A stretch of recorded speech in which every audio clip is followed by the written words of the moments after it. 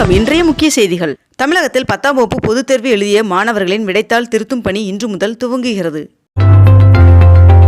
தமிழ்நாட்டில் தேர்தல் பிரச்சாரம் மேற்கொள்வதற்காக மத்திய நிதியமைச்சர் நிர்மலா சீதாராமன் அவர்கள் இன்று தமிழகம் வருகை தர உள்ளார். மக்களவைத் தேர்தலை ஒட்டி பொதுமக்கள் சொந்த ஊர்களுக்கு சென்று வாக்களித்திட வசதியாக 10,214 பேருந்துகள் இயக்கப்படும் என்று தமிழ்நாடு அரசு அறிவித்துள்ளது. தமிழகத்தில் தேர்தல் பிரச்சாரம் மேற்கொள்வதற்காக காங்கிரஸ் தலைவர் ராகுல் காந்தி அவர்கள் இன்று தமிழகம் வருகை தர உள்ளார். புதுச்சேரி பல்கலைக்கழக பதிவாளர் தேர்வு நடைமுறைகளை ஜூன் 30ஆம் தேதிக்குள் முடிக்க வேண்டும் என்று தெரிவிக்கப்பட்டுள்ளது. தமிழகத்தில் பிரச்சாரம் மேற்கொள்வதற்காக மத்திய உள்துறை அமைச்சர் அமித்ஷா அவர்கள் இன்று தமிழகம் வருகிறார். மேலும் பாஜக கூட்டணி வேட்பாளர்களை ஆதரித்து 2 நாட்கள் தமிழகத்தில் பிரச்சாரம் மேற்கொள்ள உள்ளார் என்றும் தெரிவிக்கப்பட்டுள்ளது. தெலுங்கானா முன்னாள் முதல்வர் மகள் கவிதா அவர்களை திகார் சிறையில் கைது செய்தது சிபிஐ. வறுமை கோட்டிற்கு கீழ் இருக்கும் பெண்களின் வங்கிக் கணக்கில் ஆண்டிற்கு 1 லட்சம் ரூபாய், அதாவது மாதம் 8,500 ரூபாய் வரவு வைக்கப்படும் என்று ராகுல் காந்தி அவர்கள் தெரிவித்துள்ளார். சென்னையில் நடைபெற்ற பிரதமர் நரேந்திர மோடி அவர்களின் ரோட் ஷோவில் விதிமீறல் நடந்ததாக வழக்கு பதிவு செய்யப்பட்டுள்ளது. நீட் தேர்வில் எழுதுவதற்காக அளிக்கப்பட்ட விண்ணப்பங்களில் திருத்தம் மேற்கொள்வதற்கு இன்று கடைசி நாள் என்று தேசிய தேர்வுகள் முகமை தெரிவித்துள்ளது. தமிழகத்தின் தென் மாவட்டங்களில் அடுத்த 4 தினங்களுக்கு மழை பெய்ய வாய்ப்புள்ளதாக வானிலை மையம் தெரிவித்துள்ளது. மேலும் இன்று தமிழகத்தில் ஒரு சில இடங்களிலும் புதுவை மற்றும் காரைக்கால் பகுதிகளிலும் இடிமின்னலுடன் கூடிய லேசானது முதல் மிதமான மழை பெய்யக்கூடும் என்றும் தெரிவிக்கப்பட்டுள்ளது. 5ஆம் கட்ட பிரச்சாரத்தை தென் தமிழ்நாட்டின் கன்னியாகுமரி மக்களவைத் தொகுதியில் இன்று தொடங்க உள்ளதாக அமைச்சர் உதயநிதி ஸ்டாலின் அவர்கள் தெரிவித்துள்ளார். சென்னையில் போலீஸ் தபால் வாக்கு செலுத்த 3 இடங்களில் ஏற்பாடு செய்யப்பட்டுள்ளது. அவர்கள் இன்று முதல் 13ஆம் தேதி வரை செலுத்தலாம் என்றும் தெரிவிக்கப்பட்டுள்ளது.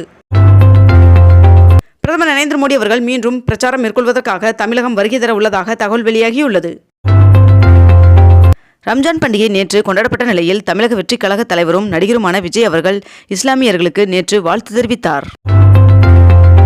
காரைக்குடியில் இன்று மத்திய உள்துறை அமைச்சர் அமித்ஷா அவர்கள் நடத்த இருந்த ரோட் ஷோ ரத்து செய்யப்பட்டுள்ளதாக தகவல் வெளியாகியுள்ளது.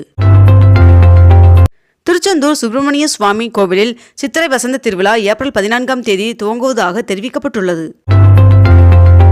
வாக்குப்பதிவு இயந்திரத்தில் வேட்பாளர்கள் பெயர் மற்றும் சின்னம் பொருத்தும் பணி தொடங்கப்பட்டுள்ளது.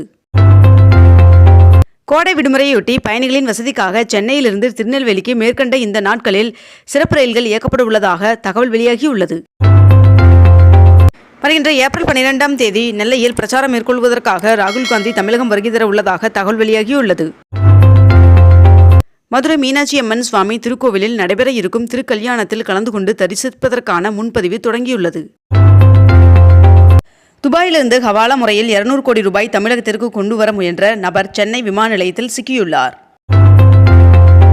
வருகின்ற 22ஆம் தேதி எலான் மஸ்க் அவர்கள் இந்தியா வருகை தர உள்ளதாகவும் பிரதமர் நரேந்திர மோடி அவர்களை சந்திக்க உள்ளதாகவும் தகவல் வெளியாகியுள்ளது.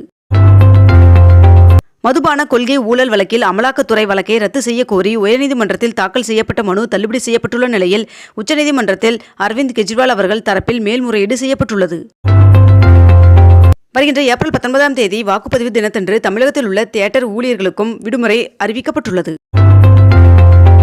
சிவகங்கை தொகுதி பாஜக வேட்பாளர் தேவநாதன் அவர்களின் மீது 525 கோடி ரூபாய் மோசடி செய்துள்ளதாக காங்கிரஸ் புகார் அளித்துள்ளது.